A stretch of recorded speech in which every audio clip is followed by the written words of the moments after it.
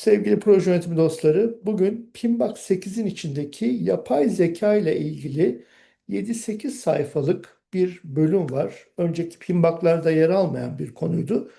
Artık PMI yapay zekayı daha fazla projelerin içinde kullanılması gerektiğine dair bir elbette karar vermiş ve bunu Pinbox 8'e de yedirmiş durumda.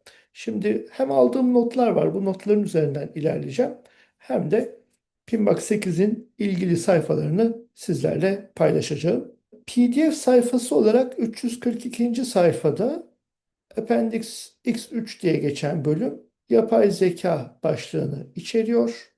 Şimdi Pinbox 8 yapay zekayı proje yönetiminin merkezine koyuyor. Öncelikle bunu bilmek lazım. Bu videoda da Pinbox 8'in yapay zeka hakkında neler söylediğini, proje yöneticilerinin yapay zeka ile nasıl güçleneceğini ve hangi yapay zeka kullanım örneklerinin artık resmi olarak PMI tarafından tanımlandığını anlatacağım. Şimdi şöyle birazcık aşağı inersem şurada 4 tane ifade görüyoruz. Burayı önce konuşarak başlayalım. Pinbox 8'e göre yapay zeka artık proje yöneticilerinin mutlaka anlaması gereken temel bir teknoloji. Yapay zeka dendiğinde aslında tek bir şeyden bahsedilmiyor.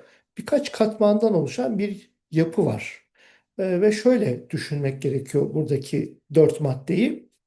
Yapay zeka en geniş kavram. Yani insan düşüncesini taklit eden tüm sistemleri kapsayan ifadenin adı. Makine öğrenimi yapay zekanın bir parçası, bilgisayarların geçmiş verilerden öğrenmesini sağlıyor. Derin öğrenme yine makine öğreniminin daha gelişmiş hali, çok büyük veriyle çalışıyor ve daha karmaşık tahminler yapıyor. Bir de üretken yapay zeka kavramı var.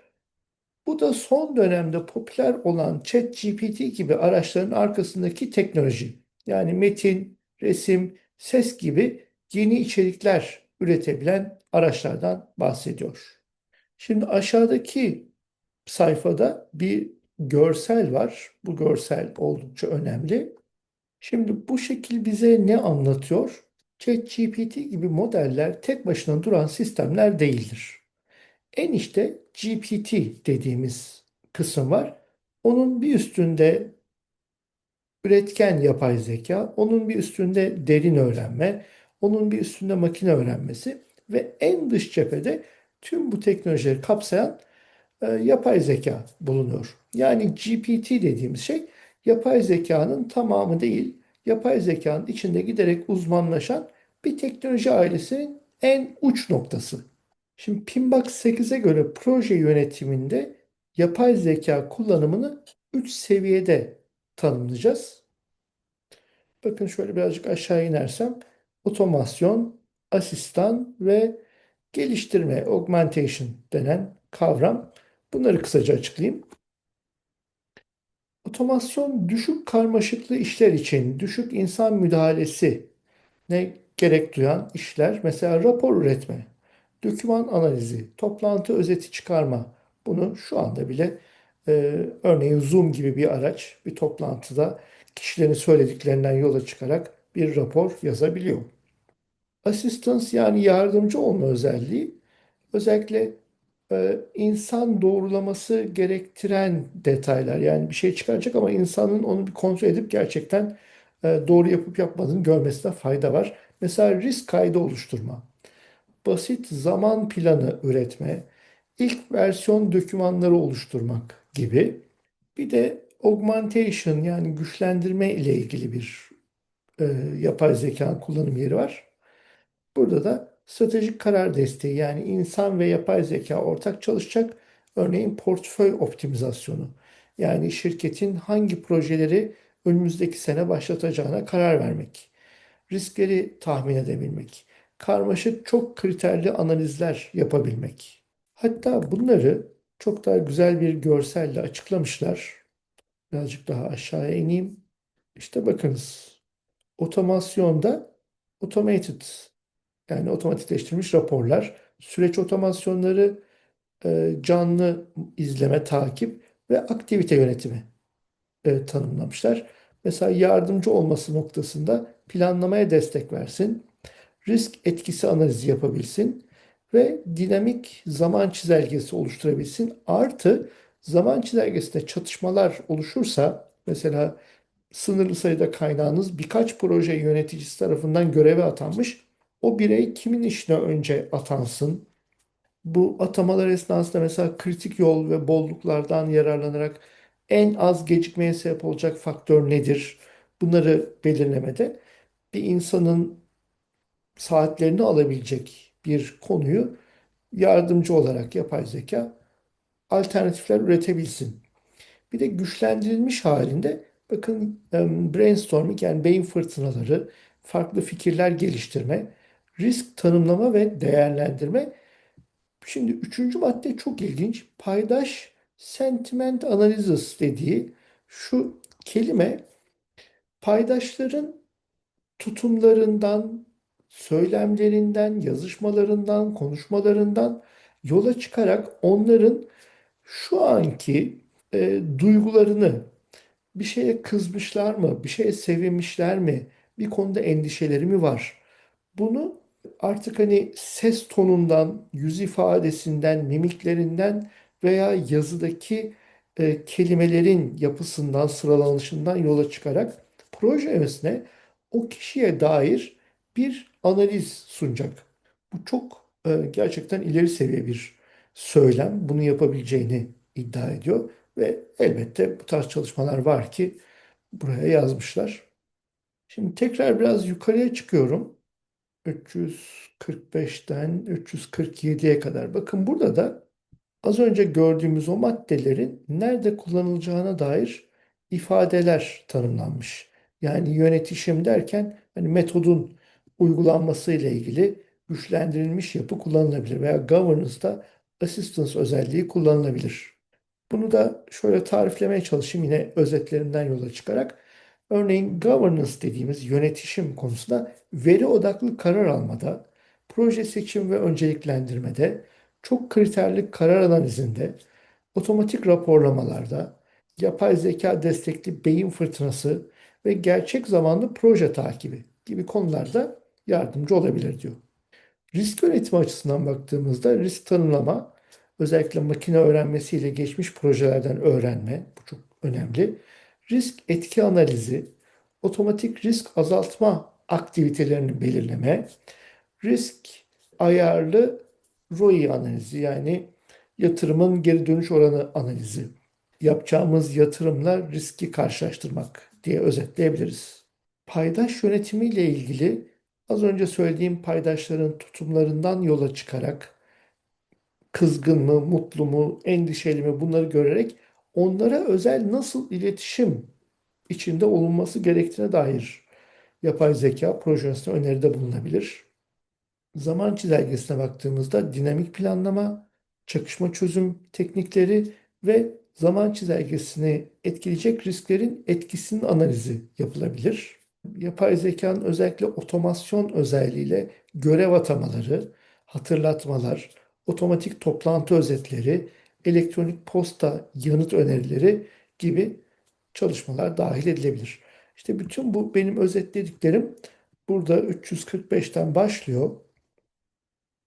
346. sayfada şu sağ tarafta Real Time Monitoring, Early Warning Signaling, Baseline Optimization, chatbotlar, Task Management, bakın risk tanımlama ve değerlendirme, otomatikleştirilmiş risk, yanıt aksiyonları, paydaşlarla ilgili maddeler görüyorsunuz. Zaman çizelgesi, bunların hepsi yapay zekanın artık projesine getireceği faydalar. Şimdi tam bu noktada şöyle bir alanımız daha var. Pinbox 8 yapay zeka kullanımı ile ilgili faydalardan bahsediyor ama riskleri de beraberinde getirdiğini söylüyor. Mesela şu anda ekranda gördüğünüz gibi bir e, ön yargı kavramı yer alıyor. Sonra daha aşağıda gizlilikle ilgili, sonra accountability, hesap verebilirlik, daha aşağıda şeffaflık var bu tablonun altında. Güvenilirlik, güvenlik, şeffaflık. Sonra fikri mülkiyetlerin hakları, copyright ve sürdürülebilirlikle ilgili ifadeler var. Bu sustainability tabii sürdürülebilirlik derken enerji tüketimi anlamında bir içeriğe sahip. Özellikle hani dünyaya vereceği zararı yapay zekanın işte bunu da yine düşünmek gerekir. Şimdi biraz daha aşağı indiğimde artık sonuna geliyoruz ve çok ama çok ilginç bir noktaya geliyorum. Bakın PMI Infinity diye bir şey var. Buna tıkladığım anda bir web sayfasına gidecek. Şimdi size onu paylaşayım. Evet, PMI Infinity'yi aç diyor. Açıyorum. Tabi burada PMI'ye üye olmanız lazım bu sayfayı açabilmek için. Ve bana aynı ChatGPT gibi bir alan vermiş. Proje yönetimi üzerine ne sormak istiyorsun diye bir tanım yapmış. Ben what is a project diye böyle çok basit bir soruyla yapay zekadan bilgi isteyelim. Evet, bu zaten Pinback'tan gelen tanımı öncelikle yazmış. Şimdi zaten önceden sorulmuş sorular var. Bu sorulara birkaç tane örnek göstereyim. Bakın prompt library yani insanlar neler vaktiyle sormuş. Gereksinim izlenebilirlik maddesini sormuşlar. Günlük stand-up ajandasına neler konabilir? Sürekli geri bildirimle ilgili bir soru var. Programın genel görünüş stratejisini oluşturmak için ne yapabiliriz demişler. Etkili proje yönetimi stratejisinden bahsetmişler. Biz mesela şuradaki Daily Stand-up ajandaya bir kere tıklayalım. Günlük stand-up meeting'de 15 dakika içinde nelerden bahsedeceksiniz? Açılışınız 1-2 dakika sürecek.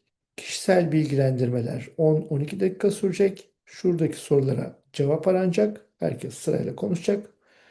Eğer bir engelleyen bir şey varsa 2-3 dakika bu tartışılacak.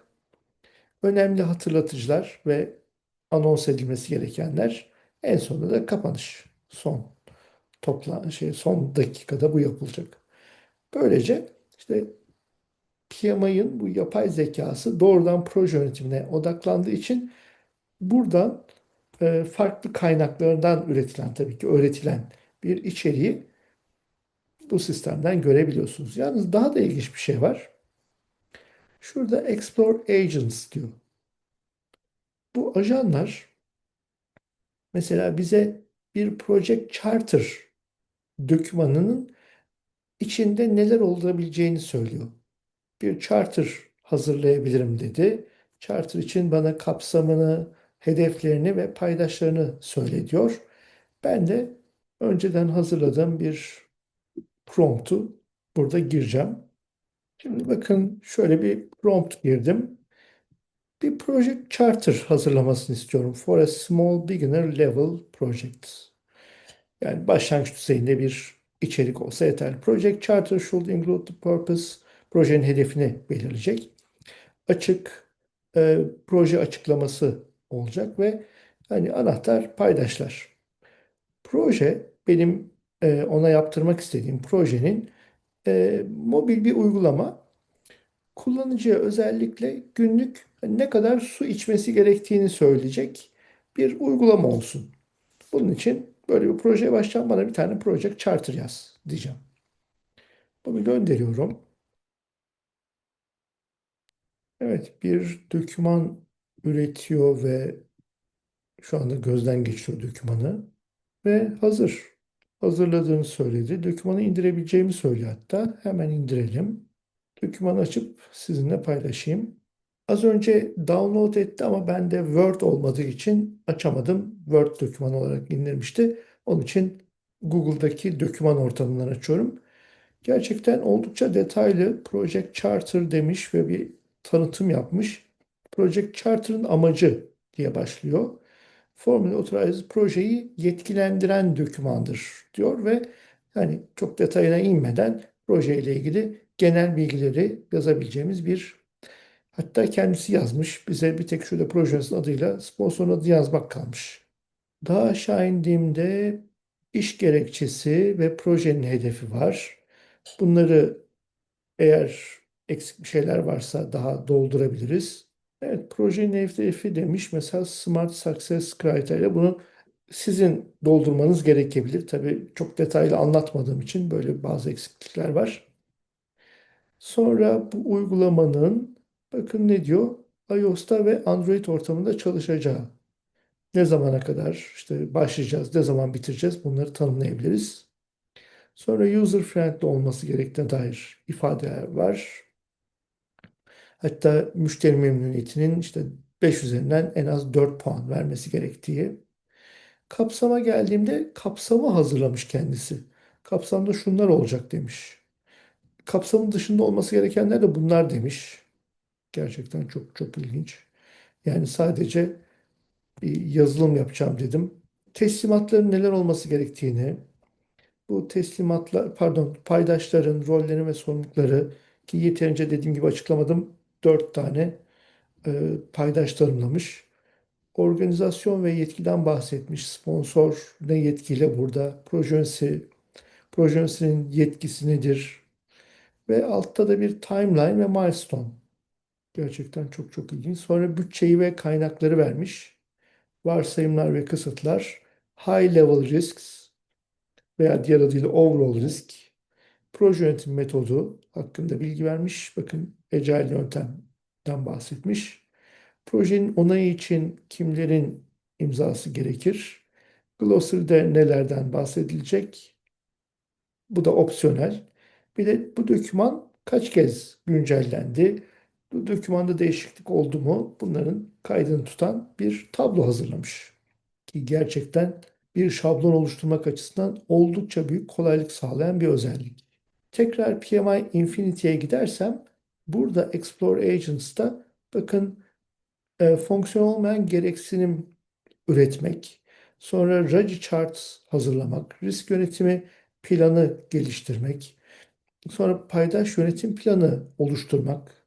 Bunlarla ilgili hazır böyle ne diyelim promptlar var. Bunlardan yararlanabiliyorsunuz. Evet, bugün de bir proje yöneticisi için yapay zekanın ne kadar işin içine gireceğini göstermek açısından bir örnek vermeye çalıştım. Hem PMP sınavında bu yapay zekaya yönelik daha fazla soruyla karşılaşacağız gibi gözüküyor. Hem de tabii ki projelerimiz için de bir fiil yapay zekayı daha etkin bir şekilde kullanmaya başlayacağız. Bir başka videoda tekrar görüşmek dileğiyle. Hoşça kalınız.